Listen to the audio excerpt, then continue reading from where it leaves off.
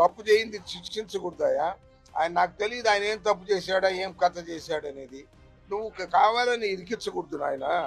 కావాలని ఏదో కేసులు ఇరికిచ్చి ఆయన అటు ముట్టుకున్నాడు కదా అని ఇరికిచ్చి ఆమెను జైల్లో పెట్టడం ఇది చేయడం పద్ధతి కాదు ఎవరికి కూడా. ఎవరు ఇది మంచి పద్ధతులు కాదని నా ఉద్దేశం. ఇది ఈ రోజు మీరు గడిచిపోతండి, మళ్ళా రానే వస్తుంది 2029. ఆ రోజు ప్రజలు సరైన తీర్పే చెప్తారు. రాష్ట్ర ప్రజలకు నేను చెప్తున్నాను, ఈరోజు జగన్మోహన్ రెడ్డి అయిన పొరపాటు చేసి ఉంటే అన్ని సవరించుకుంటాడు తప్పనిసరిగా.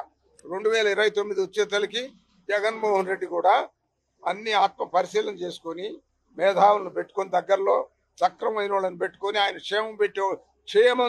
ఆయన క్షేమాన్ని కోరే వ్యక్తుల్ని నిజాయితీ పరులను చుట్టూతా పెట్టుకొని ఆ పద్ధతిలో ఆయన ముందుకు సాగినట్లయితే చెప్తారు, మనం ఇది పొరపాటు చేశాం, ఇది జరిగి ఉండవలసింది కాదు, ఇది మనం చేసిన తప్పు ఇది, అందువల్లే ప్రజలు మనం ఇట్లా శిక్షించారు అని చెప్పే మేధావులు ఉన్నారు.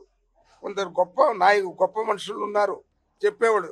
నిష్పక్షపాతంగా జగన్మోహన్ రెడ్డి ఏమన్నా అనుకోనిలే పర్వాలేదు, ఆయన కష్టమైన చెప్తాం, ఆయన మేలు కోరే కదా మనం చెప్తున్నాం. ఆయన క్షేమం కోరేవాళ్ళని ఆయన దగ్గర పెట్టుకోవాలి. ఆయన ఊరికనే ఆయన భజన చేసేయడం కాదు, ఆయన మెచ్చుకుంటాడని ఇతరులు నన్ను ఎవరినట్టే వాళ్ళని ఎట్టంటే మాట్లాడడం కూడా కాదు. నిజంగా మాట్లాడాలి, నిష్పక్షపాతంగా మాట్లాడాలి. అప్పుడే జగన్మోహన్ రెడ్డికి దానివల్ల ఉపయోగం ఉంటుంది. అట్లా కాకుండా వాళ్ళని ఉత్తపుణ్యానికి జగన్మోహన్ రెడ్డి మెచ్చుకుంటాడులే అని ఉత్తపుణ్యానికి ఏదంటే అది మాట్లాడి ఇప్పుడు కొని తెచ్చుకోవడం కాదు. అందుకని ఎవరమైనా సరే బాబు పద్ధతిగా ఉండాలి, నిష్పక్షపాతంగా ఉండాలి, సత్యం మాట్లాడాలి, అందువల్ల నిజాలే మాట్లాడాలి, నిజాయితీగా నడుచుకోవాలి, పరుల సొమ్మును ఆశించకూడదు. ఆ పద్ధతిలో గౌతమ్ ఆయన అట్లే నడుచుకున్నాడు ఆ రోజుల్లో. నాకు అదే ఆయన లేని లోటు తీర్చలేనటువంటి లోటు అది. అందువల్ల తర్వాత నా కుమారుడు విక్రమ్ కానీ పృథ్వీబాబు కూడా జీవితంలో వాళ్ళు దేవుడు నాకు ఒక వరప్రసాదం లాంటి 3 కుమారులు ఇస్తే 3 కుమారులు కూడా అటువంటి వాళ్ళే నిజాయితీగా ఉంటారు, పద్ధతిగా ఉంటారు, సత్యమే మాట్లాడతారు. నిజాయితీగానే పని పాట చేసుకున్నా కూడా నిజాయితీగా చేసుకొని 4 రూపాయలు సంపాదించుకుంటాం. అది గుండె మీద చేసుకొని నిద్రపోవచ్చు. ఎప్పుడు కూడా మనం సంపాదించుకొని దాంతోనే మనం ఉంటే మనం గుండె మీద చేసుకొని నిద్రపోవచ్చు నాయన. అందువల్ల ప్రతి ఒక్కరికి నేను మనవి చేసేది అంటే, ఇది ఒక పెద్ద జన్మతా కొన్ని గుణాలు వస్తాయి. ఈ కష్టం అనుకోండి మార్చుకోవడం, పెద్ద డిటర్మినేషన్ ఉంటే కానీ మార్చుకోలేరు. పెద్ద డిటర్మినేషన్, సంకల్ప బలం ఉండాలి ప్రతి ఒక్కరికి. నేను పొరపాటు చేస్తున్నాను, చేయకూడదు ఇటువంటి పొరపాట్లు అనేది సంకల్ప బలంతో ఉంటే ముందుకు సాగితే మనం ముందుకు సాగగలం, తప్పనిసరిగా సాగగలం. అందువల్ల అది బాబు విషయము.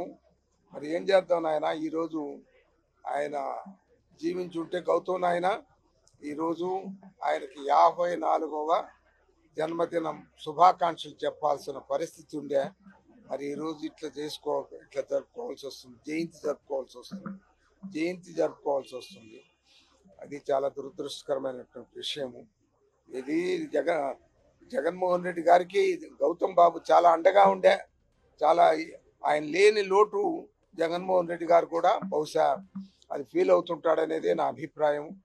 ఆయన ఉండుంటే ఈ జిల్లా పరిస్థితి అట్టు ఉండేది కాదు, రాష్ట్ర పరిస్థితి కూడా మంచిగానే ఉండేది. జగన్మోహన్ రెడ్డికి నిష్పక్షపాతంగా ఆయన సలహా ఇచ్చేవాడు, మనం ఇట్లా ఉండాలి, ఎవరిని పొరపాటును కూడా ఇతరుల్ని అవతల పక్షం అనే వాళ్ళని శిక్షించకూడదు, వాళ్ళ పరిశ్రమలు పెట్టుకున్నా వాళ్ళు ఏం చేసుకున్నా ఎంకరేజ్ చేయాలి కానీ మనం వాళ్ళని ఇబ్బంది పెట్టకూడదు అని చెప్పి ఉండేవాడు.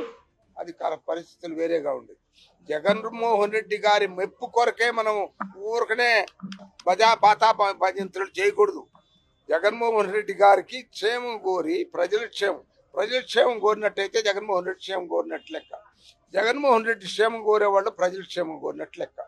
అందువల్ల ఆ విధంగా నడుచుకుంటే ఈ రాష్ట్రం బాగుపడుతుంది, మన పార్టీ బాగుపడుతుంది, ప్రజలు మనల్ని ఆదరిస్తారు తప్పనిసరిగా. ప్రజలు కూడా అంత అమాయకంగా లేరు.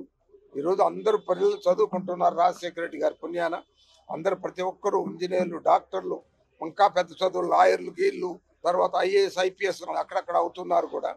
అందువల్ల ఏంటంటే ఏది కూడా మనము పద్ధతిగా నడుచుకోవాలి, డిసిప్లైన్డ్గా నడుచుకోవాల్సిన అవసరం ఉంది. ఏ పార్టీ అయినా, ఏ నాయకుడైనా అప్పుడే భవిష్యత్తు ఉంటుంది.